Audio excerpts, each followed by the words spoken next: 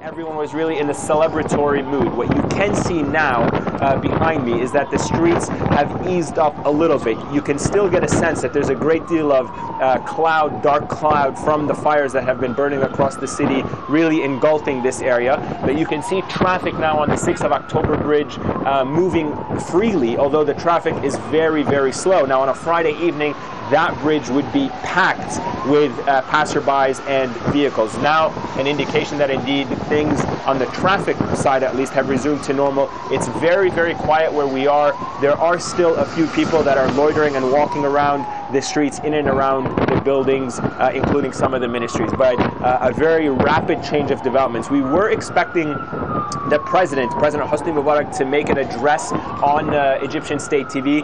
That has yet to happen, so we are still waiting for confirmation whether or not that is going to take place. But for the time being, the area that we were standing in and reporting from for several hours seems to have quieted down, though the focus now has shifted towards the headquarters of the NDP and trying to put out that fire just close to the Egyptian Museum of Antiquities. Laura? I mean, of course, earlier this exact scene was a very different picture. People covering the streets, covering the bridge, clashing with security forces. Are you getting the sense that protesters have retreated, that they will abide by the curfew, or have they just moved locations?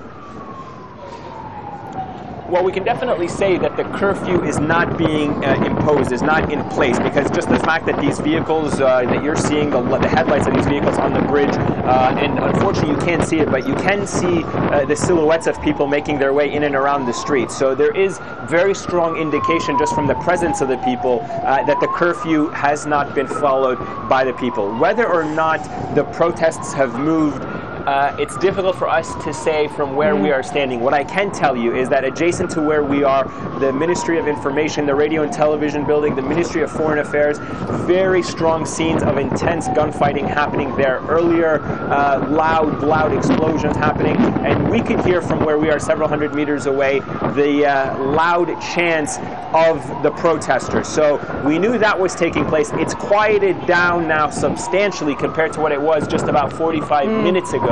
Though we do still hear sirens every once in a while. We do hear a loud explosion and the occasional exchange of heavy gunfire. Eamon, as you're talking there, we're seeing the latest pictures from Cairo. We're actually seeing the army on the streets. We're seeing the protesters cheering and welcoming the APCs coming in to the streets of Cairo. Let's bring up speed with what's been happening in Egypt throughout today. These protests have been going on for a number of hours.